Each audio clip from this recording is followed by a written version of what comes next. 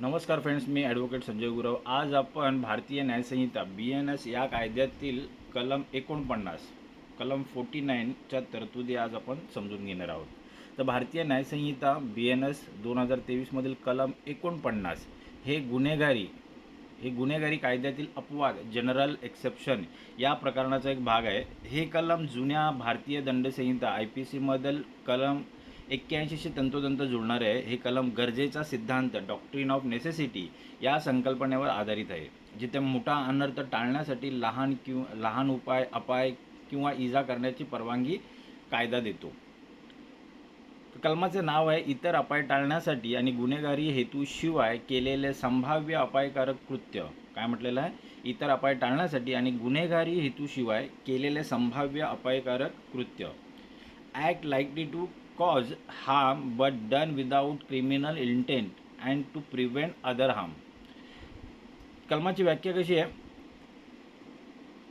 केवळ एखादी गोष्ट केल्याने अपाय म्हणजे इजा होण्याची शक्यता आहे. काय म्हटलं? केवळ एखादी गोष्ट केल्याने अपाय किंवा इजा होण्याची शक्यता आहे या ज्ञानाने, या जाणीवेने ती केली गेली आहे म्हणून ती गुन्हा ठरत नाही. जर ती कोणतीही गुन्हेगारी वृत्ती किंवा हेतू न ठेवता आणि दुसऱ्या व्यक्तीच्या शरीराला किंवा मालमत्तेला होणारा मोठा अपाय टाळण्याच्या उद्देशाने म्हणजे सद्भावनेने गुड फेथमध्ये केली गेलेली असावी लागेल. काय म्हटलेलं आहे? केवळ एखादी गोष्ट केल्याने अपाय किंवा इजा होण्याची शक्यता आहे या ज्ञानाने, या जाणीवेने ती केली गेली आहे म्हणून ती गुन्हा ठरत नाही. जर ती कोणतीही गुन्हेगारी वृत्ती किंवा हेतू न ठेवता आणि दुसऱ्या व्यक्तीच्या शरीराला किंवा मालमत्तेला होणारा मोठा अपाय टाळण्याच्या उद्देशाने सद्भावनेने गुड फेथमध्ये केली गेली असावी. स्पष्टीकरण काय? अशा प्रकरणांमध्ये ज्या अपायाचे निवारण करायचे होते किंवा जो टाळायचा होता तो अशा स्वरूपाचा आणि इतका असान्य म्हणजे तात्कालिक होता की ज्यामुळे अपाय होण्याची शक्यता असल्याचे माहीत असतानाही ते कृत्य करणे न्याय्य किंवा क्षम्य ठरावे, हा तथ्याचा म्हणजे फॅक्ट प्रश्न आहे. आता हे सोप्या शब्दात समजून घेऊया. स्पष्टीकरण. कधीकधी माणसासमोर अशी परिस्थिती येते की जिथे दोन संकटे किंवा धोके समोर असतात. त्यापैकी एका मोठ्या संकटापासून लोकांचे किंवा मालमत्तेचे रक्षण करण्यासाठी व्यक्तीला जाणीवपूर्वक एक लहान संकट किंवा इजा पत्करावी लागते. जर असा निर्णय गुन्हेगारी हेतूशिवाय आणि सद्भावनेने घेतला असेल तर लहान नुकसान करणाऱ्या व्यक्तीला कायदा गुन्हेगार मानत नाही. आता काही उदाहरणं आलेले आहेत. बेअर ॲक्टमधील अधिकृत उदाहरणावर आधारित आहेत. तर आगीचे उदाहरण. एका मोठ्या जहाजाचा कॅप्टन पाहत असतो की जर त्याने जहाजाची दिशा बदलली नाही तो समोर असलेल्या 20 प्रवाशांच्या छोट्या बोटीला धडकेल आणि जर त्याने दिशा बदलली तर बाजूला असलेल्या दुसऱ्या एका छोट्या बोटीला धडक बसेल ज्यात 2 लोक आहेत. कडे दुसरा पर्याय नसतो. तो 2 लोकांच्या बोटीच्या दिशेने जहाज वळवतो.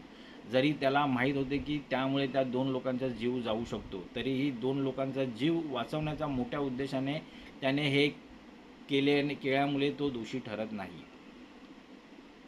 तर उदाहरण 2, घर तोडण्याचे उदाहरण. एका गल्लीत लागलेली आग संपूर्ण शहरात पसरू नये म्हणून फायर ब्रिगेड किंवा एखादा नागरिकमधील एक घर तोडून टाकतो जेणेकरून आगीचे साखळी तुटेल. मालमत्तेचे मोठे नुकसान टाळण्यासाठी केलेले हे लहान नुकसान गुन्हा ठरत नाही. आता हे कलम का बरं अस्तित्वात आलं आहे? मानवी जीवनात अनेकदा अशा अभूतपूर्व आणि आणीबाणीच्या परिस्थिती निर्माण होतात जिथे कायद्याचे काटेकोर पालन केल्यास मोठे नुकसान होऊ शकते. अशा वेळी माणसाच्या विवेकबुद्धीला प्राधान्य देण्यासाठी आणि मोठ्या हितासाठी लहान नियमांचे उल्लंघन क्षम्य ठरवण्यासाठी हे कलम अस्तित्वात आलेले आहे. आता कलमाचे महत्त्व काय आहे? तर नुकसान कमी करणे, minimisation of harm.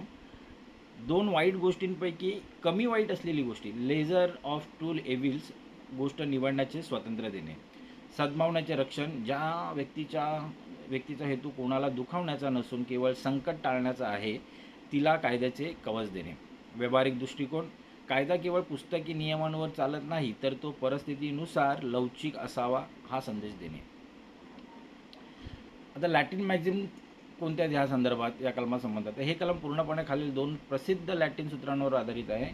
Quad necessity non habit lezim, गरजेला किंवा आणीबाणीला कोणताही कायदा नसतो. दुसरा आहे सॅलेस पॉप्युली इज सुप्रीमे लेक्स, लोकांचे कल्याण सुरक्षा हा सर्वोच्च कायदा आहे. आणि तिसरा आहे नेसेसिटेस इंड्युसेट प्रिव्हिलेजम क्वाड जुरा प्रायव्हेटा. ही लॅटिन मॅक्झिम आहे. गरज किंवा अनिवार्यता ही खाजगी अधिकारांवर विशेषधारी निर्माण करते. ते ह्या 2-3 लॅटिन मॅक्झिम या कलमासंबंधित आहेत. कलमाचे उल्लंघन, शिक्षा आणि उपाय. उल्लंघन काय? जर टाळायचे असलेले संकट काल्पनिक असेल किंवा जे नुकसान केले गेले आहे ते टाळायच्या संकटापेक्षा मोठे किंवा समान असेल तर या कलमांचे उल्लंघन होते. उदाहरणार्थ, स्वतःची भूक भागवण्यासाठी दुसऱ्या निष्पाप व्यक्तीचा खून करणे हा कलमात बसत नाही. एक कृत्य ह्या कलमामध्ये बसत नाही. शिक्षा. जर न्यायालयाने गरजेचा सिद्धांत ना करला तर आरोपीला त्याने केलेल्या मूळ कृत्यासाठी उदाहरणार्थ मनुष्यवध, मालमत्ते नुकसान, BNS मधील संबंधित कलमांनुसार संपूर्ण शिक्षा होऊ होते. उपाय काय? खटल्यादरम्यान आरोपीला पुरावा कायदा एव्हिडन्स ॲक्ट अंतर्गत हे सिद्ध करावे लागते की परिस्थिती खरोखरच हाताबाहेर गेली होती आणि त्याच्याकडे दुसरा पर्याय नव्हता. न्यायालयीन प्रकरणे आणि खटले पाहूया. या कलमाच्या संदर्भात जगभरात आणि भारतात R versus Dudley and Stephens 1884 मधलं हे न्यायालयीन प्रकरण आहे. मैलाचा दगड मानले जाते. खटल्याचा प्रश्न असा होता की वादळामुळे समुद्रात 4 लोक एका छोट्या नावेत अडकले. अनेक दिवस अन्न पाणी न मिळाल्याने ते मरायला टिकले होते. अशा वेळी स्वतःचा जीव वाचवण्यासाठी दोघांनी मिळून एका आजारी लहान मुलाचा कॅबिन बॉय खून केला आणि त्याचे मांस खाऊन स्वतःचा जीव वाचवला. त्यांनी गरजेचा सिद्धांत नेसेसिटीचा बचाव घेतला. प्रश्न असा होता की स्वतःचा जीव वाचवण्यासाठी दुसऱ्या निरपराध व्यक्तीचा जीव घेणे गरज म्हणून क्षम्य आहे का? न्यायालयाचा निर्णय. न्यायालयाने हा बचाव फेटाळून लावला. न्यायालयाने स्पष्ट केले की स्वतःचा जीव वाचवणे हे कर्तव्य असू शकते, परंतु त्यासाठी दुसऱ्या निरपराध व्यक्तीचा बळी देणे ही गरज असू शकत नाही. त्यांना खुनासाठी दोषी धरण्यात आले. यावरून स्पष्ट होते की हा अधिकार अमर्याद नाही. कलमासंबंधी सांविधानिक कलमे आणि इतर कायदे पाहूया. भारतीय संविधान कलम 21.